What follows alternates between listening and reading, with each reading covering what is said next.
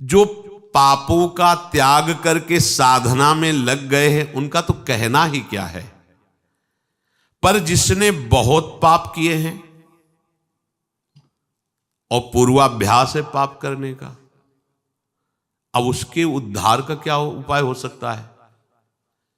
जिसने पाप किए और उसको ग्लानि हुई और छोड़ करके पाप और सदगुरु की शरण हो के साधन में लग गया, उसमें तो संशय ही नहीं, वो तो जाएगा ही जाएगा प्रभु के पास।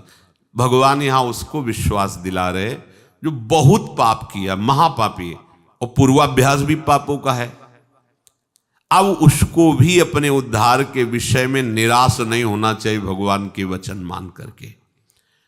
महापापी से पापी मनुष्य भी यदि सोच ले कि इसी जन्म में अब मुझे अपना कल्याण करना है, तो पुराने पाप उसको बाधा पहुंचाने की चेष्टा करेंगे। ऐसा नहीं कि वो शांत बैठे रहेंगे। वर्तमान के पाप उसको बाधा पहुंचाने की चेष्टा करेंगे, पर वर्तमान में साधु संग हो गया और उसने ठान लिया कि मुझे अपना कल्याण करना है, उस ठानने में वो उनकी बात मानेगा। वर्तमान के पापों पर रोक होनी शुरू हो जाएगी और उनकी बात मानने पर उपासना में धीरे धीरे रुचि होने लगेगी, और जहां रुचि हुई तो पूर्व पाप जो बाधक हो नष्ट होना प्रारंभ हो जाएंगे। उसके हृदय में ये निश्चय होने लगेगा कि आज से मैं कभी पाप नहीं करूंगा। ध्यान दीजिए, ये कब हम जाने कि हमारे पुराने पाप नष्ट हो रहे हैं? तुम्हारे हृदय में जब ये निश्चय होने लगे आज से मैं पाप नहीं करूंगा, तो आपका हृदय इतना पवित्र होने लगा है कि पाप ना करने का, निश्चय करने का अधिकार कर रहा है। केवल भगवत प्राप्ति के लिए ही अब मैं चेष्टा करूंगा। उसके पापों का नाश होते देर नहीं लगती। जहां ऐसा निश्चय किया, फिर समझ लीजिए, पुराने पाप जो बहुत समय से कर रहे हैं वो भगवत मार्ग में नहीं आने देते, आने ही नहीं देते। वो बहुत बड़े बंधन हैं। कहीं भगवत कृपा से साधु समागम के शब्द पड़े और ये लगा कि मैं तो महान पाप करने वाला नीच हूं, मेरा कल्याण कैसे होगा? देखो वचनों का प्रभाव, सत्संग सुनने से मेरा कल्याण कैसे होगा, ये बात आ गई। अच्छा, कल्याण तो साधु महात्माओं के संग से, सत्संग से होता है, पर मेरा अभ्यास वर्तमान में पाप करने का कैसे बनेगा? उनके समीप गया, अपने कल्याण के लिए जो चेष्टा करनी चाहिए वो संत महात्मा बताने लगे। उनके शासन में ध्यान रखना है। यदि आप जैसे वाल्मीकि जी ब्रह्म के समान हो गए तो उन्होंने संत का शासन स्वीकार कर लिया। जब तक हम ना आवे तब तक ये बैठे रहना हो, तो नाम सीधा नहीं जप सकते तो उल्टा जपो, मरा मरा मरा, सिद्ध हो गए। संत का शासन संपूर्ण दुर्वासना और पाप का नाश करने के लिए होता है। जहां उस संत का शासन स्वीकार किया तो हृदय में बात आने लगती है, अब लो नशानी, अब ना नशा, बहुत पाप किया, अब नहीं करूंगा, हो गया। ये जब आने लगे तो जान लो पूर्व जो पाप बाधक थे वो नष्ट हो गए। तभी ये बात, जो पे दुष्ट हृदय सोई हुई, मोरे सन्मुख आओ की सोई। अब जे ही उसने ये जीवन में निश्चय किया आप केवल भगवत प्राप्ति, तो उसके सारे पाप नष्ट होने में देर नहीं लगती।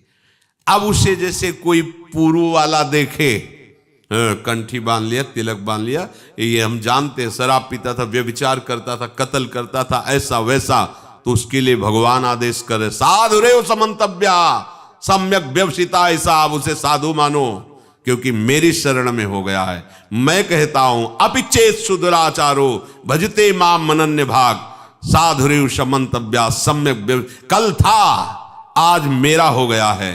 अब इसे आदेश करते भगवान, साधुरेव समंतव्या, तुम इसे साधु ही मानो क्योंकि मैं करूंगा इसे साधु, करो सद्यते ही। उसी के आगे श्लोक, क्षिप्रम भवति धर्मात्मा, बहुत जल्दी मैं उसे धर्मात्मा महात्मा बनाऊंगा। जब बनाने वाले कह रहे मैं बनाऊंगा तो आप फिर अपने को मानने में क्या है? ऐसे उसके पाप नष्ट हो जाते हैं जैसे 100 वर्ष से घना अंधेरा छाया हो और आप प्रकाश प्रकट करें तो 100 वर्ष में ही क्या हो, अंधेरा नष्ट होगा क्या ना, 1 मिनट में खत्म हो जाए वो प्रकाश, जो ही जला अंधेरा खत्म। ऐसे ही पाप नष्ट होता है। बोले बहुत पुराना पापी है और ऐसे ही खत्म हो गए। ऐसे खत्म होता है शरणागत का पाप जैसे 100 वर्ष से साल में अंधेरा है, एक बल्ब जला 1 सेकंड में प्रकाश हो, खत्म अंधेरा 100 वर्ष का। अब उसके लिए यह सिद्धांत नहीं कि 100 वर्ष आप प्रकाश करो तब अंधेरा खत्म, नहीं, ऐसे ही एक क्षण में पाप सारे के सारे भस्म शरण ने स्वीकार कर लिया। शरण ने, हम तो आम सर्व पापेभ्यो मोक्षयिष्यामि मा शुचा, मैं पवित्र करूंगा। कितने घंटे में? 1 सेकंड में, जा खत्म। जैसे प्रकाश हुआ 100 वर्ष का अंधकार नष्ट, ऐसे अनंत जन्मों के पाप सन्मुख होए जीव मोय जमहि, जन्म कोटि यघ नासों। विश्वास करो इस बात पर। चेत, प्रभु कह रहे प्रायः ऐसे पापरत मनुष्यों को ये चेतना नहीं होती कि मैं भगवत प्राप्ति करूं, संत समागम या नाम जप नाम कीर्तन, चेतना नहीं होती इनकी। ये चेतना लुप्त रहती है। ऐसा नहीं कि उनमें सामर्थ्य नहीं, पर वो लुप्त। पापवंत कर सहज स्वभाव भजन मूर्ति भावन का, उसके अंदर भाव ही नहीं आएगा भजन आदि का। तो चेत, ऐसे जो पापात्मा जन होते हैं, पहली बात उनके अंदर सत्संग में जाना या भजन आदि इसकी रुचि ही नहीं हो। अगर कहीं भगवत कृपा से या किसी, अब जैसे उनके अंदर ये रत्या है, उनकी पत्नी भगवत चरणारविंद की महाप्रभु की शरणागत है, आश्रित है, तो कैसा कृपा बन रहा है।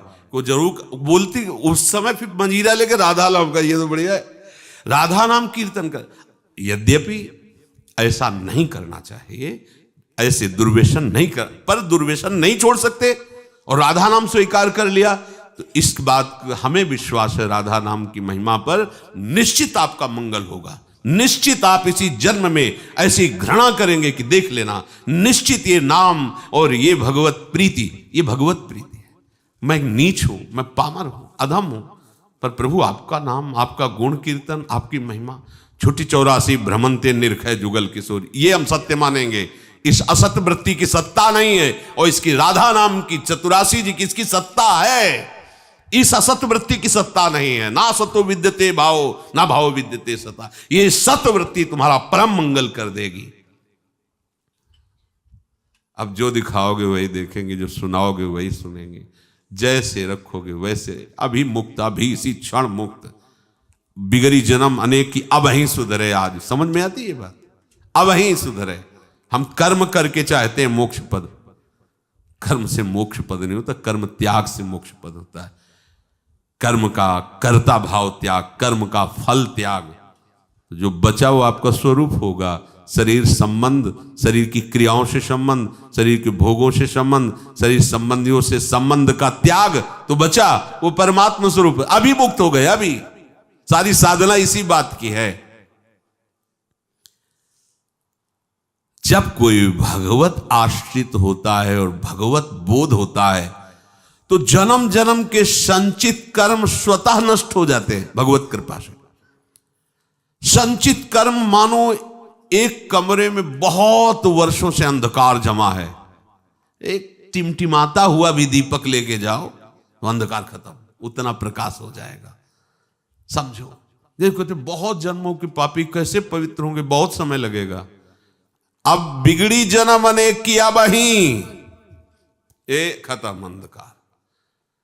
मन वचन कर्म से अधीनता प्रभु की, सदगुरुदेव की बात बन गई। लेकिन ये अहंकार देवता ऐसे थोड़ी अधीन होते हैं।